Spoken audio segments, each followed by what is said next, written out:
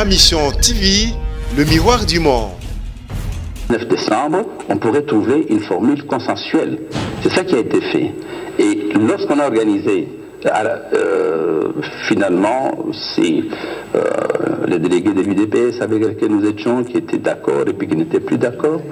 Et nous pensions pouvoir régler cette question-là avant l'échéance sur la Constitution. Bon, cela étant, cela n'a pas été fait. Cela n'a pas été fait parce qu'il y avait eu toute cette problématique de la classe politique congolaise. Maintenant, la démarche est de dire il faut aller cap vers les élections. D'où les deux dialogues qu'on a eus.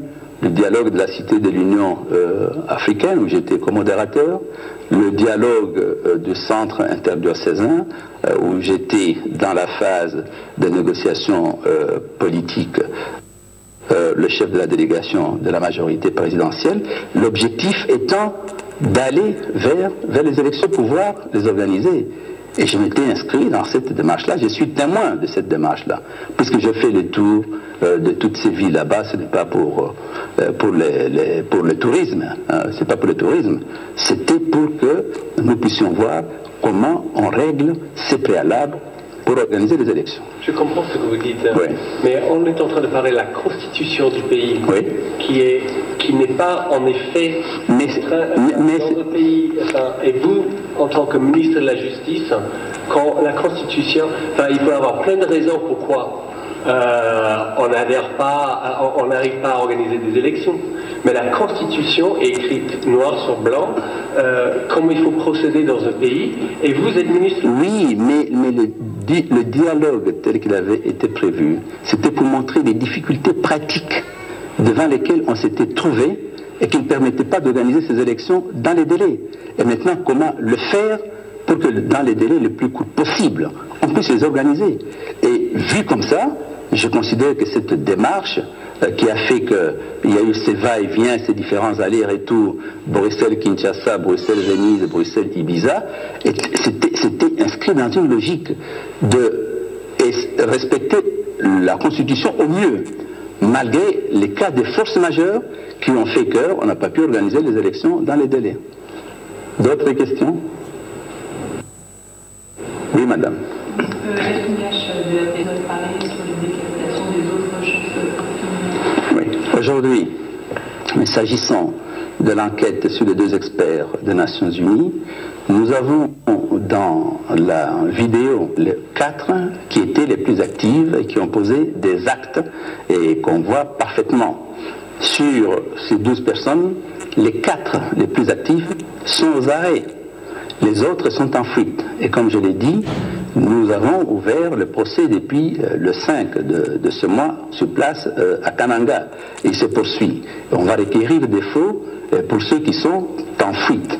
Aujourd'hui, le parquet militaire qui mène le dossier a déjà suffisamment d'éléments que pour cette enquête puisse se faire. Donc, dans les prochaines semaines, dans les prochains mois, le procès qui a démarré va pouvoir connaître un aboutissement. S'agissant des autres cas de décapitation et consorts, aussi un procès a démarré en Bujima, et cette fois-ci sociaux, où on voit nos militaires en train d'abattre quelques personnes. Cette enquête-là a démarré et le procès est aujourd'hui en cours. Et nous disons, il y a eu de nombreuses victimes, de centaines de victimes. On a trouvé plusieurs fosses communes. Il y aura autant de procès que nous aurons les éléments.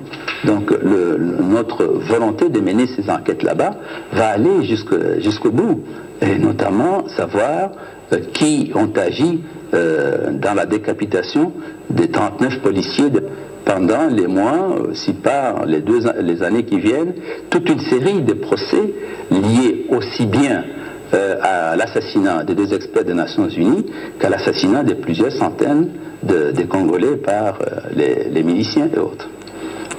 Mais donc vous n'avez pas de date précise? S'agissant des 2 experts, le procès a démarré.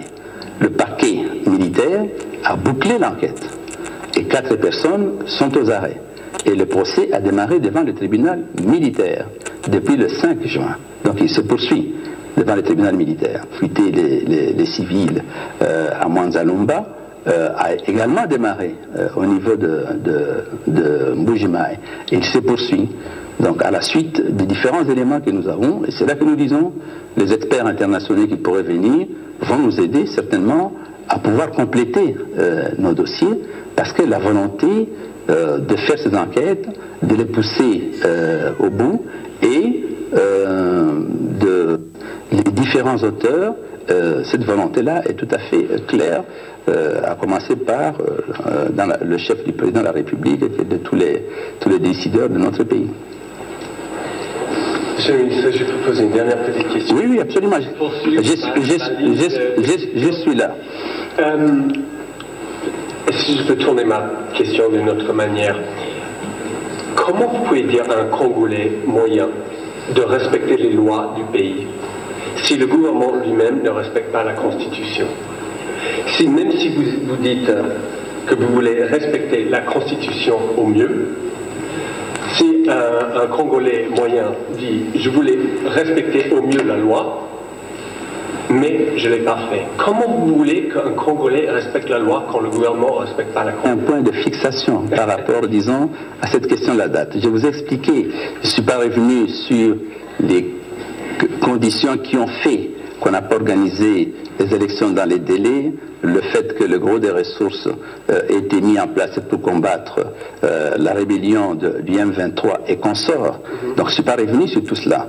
Je vous ai dit, la volonté au niveau du gouvernement est d'organiser les élections. Et le président de la CENI est ici à Genève. Il est arrivé hier.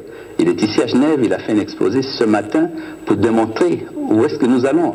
Parce que dans tout ce discours-là, la chose qui est positive, c'est qu'aujourd'hui, l'enrôlement des électeurs suit son cours avec un plein succès. On a dépassé les 27 millions d'enrôlés, alors qu'il y a 14 provinces sur 26 qui n'ont pas fini l'enrôlement.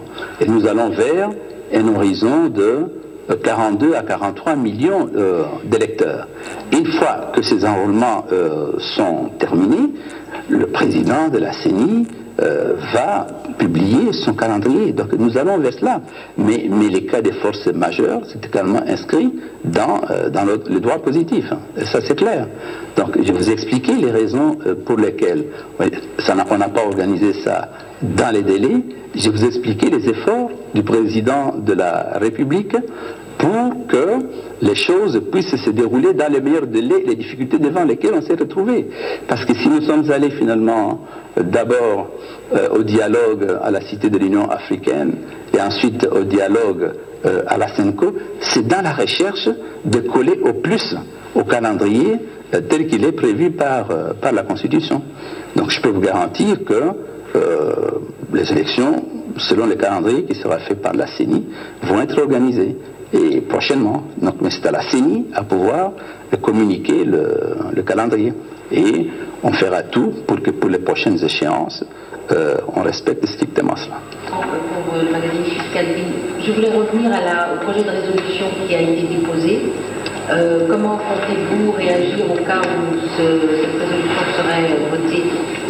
Ben, ça serait dommage, pour la simple raison que s'il y a une résolution qui est votée et qui ne tient pas compte de nous, son application sera difficile. Comment voulez-vous que les experts puissent aller dans un pays étranger sans qu'ils puissent passer par les autorités nationales? Ils vont arriver comment? Comment vont-ils avoir les visas? Comment vont-ils avoir accès aux provinces? Donc la meilleure formule serait qu'on aille vers une solution acceptable par tous. Je vais recevoir tout à l'heure un groupe d'ambassadeurs pour le faire comme je viens de le faire avec vous, expliciter notre point de vue. Il n'y a pas mauvaise volonté de notre part mais je vais expliquer les raisons pour lesquelles nous considérons qu'on ne peut pas faire fi de nos 800 magistrats militaires, on ne peut pas faire fi de nos 3500 magistrats civils et se présenter au Congo comme si c'était un État néant, comme si les institutions n'existaient pas. Nous avons quand même pu prouver que nous avions les magistrats, bien sûr, ils ne sont peut-être pas tous au point, mais nous avons quand même pu prouver à la suite d'un concours international qu'un de nos magistrats militaires a été choisi par les Nations Unies pour devenir procureur spécial pour la Cour pénale spéciale en République centrafricaine. Donc ça veut dire que notre justice fonctionne. Il peut y avoir des ratés, mais on ne peut pas dire qu'elle ne fonctionne pas. La preuve, c'est la désignation de ce magistrat congolais qui est le procureur spécial pour la Cour pénale spéciale pour la République centrafricaine, où il est nommé pour un mandat de 5 ans par les Nations Unies. Pardon, si je peux poursuivre avec oui, oui. ce que vous êtes en train de dire, vous avez posé la question, comment est-ce qu'ils vont avoir des visas, etc. C'est-à-dire que le gouvernement congolais ne va pas donner des visas il est évident que ça va créer un problème.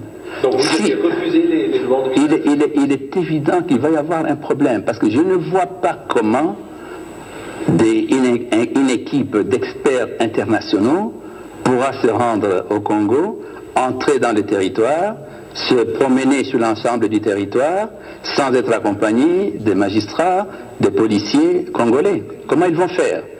Bon, si on considère qu'on peut le faire sans nous, bon, ça veut dire qu'ils ont des créneaux par lesquels ils vont passer. Alors qu'est-ce qui va être finalement? Ça va être des enquêtes du genre, parce qu'on a déjà eu ça dans le passé, pour d'autres pays, où finalement, bon, on a mis en place des commissions indépendantes qui se sont contentées d'aller dans les pays frontaliers et puis d'écouter des réfugiés. Or nous les invitons ici à pénétrer notre pays africain qui a le plus collaboré avec la justice internationale.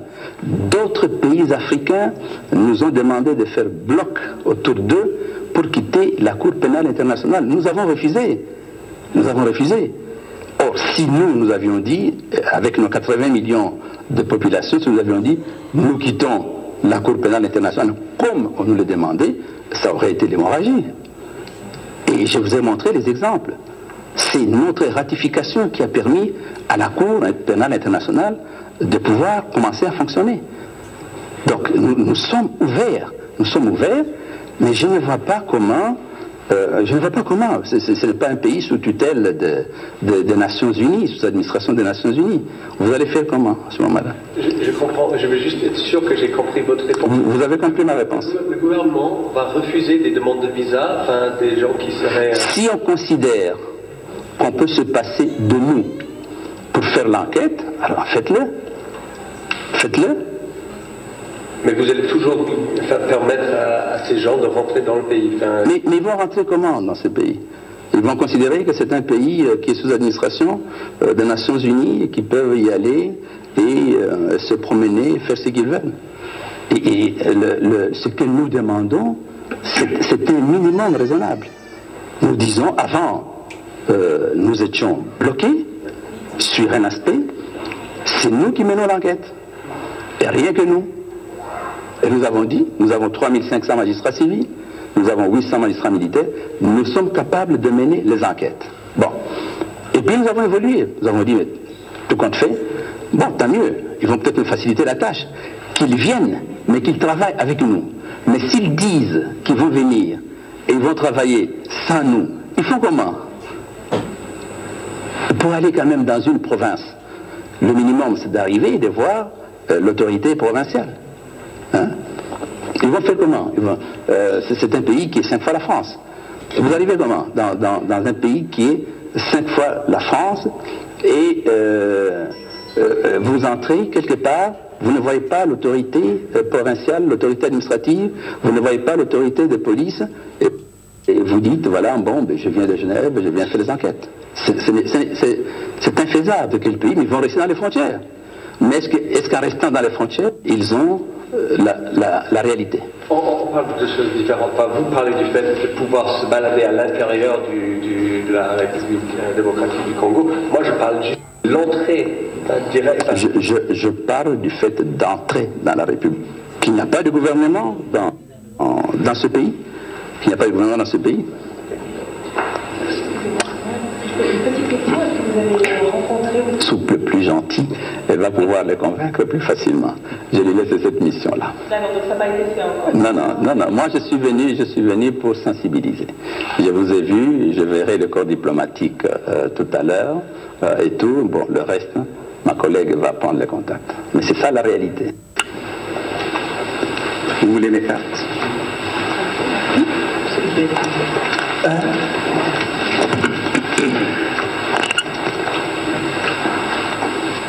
Parce que j'en ai seulement.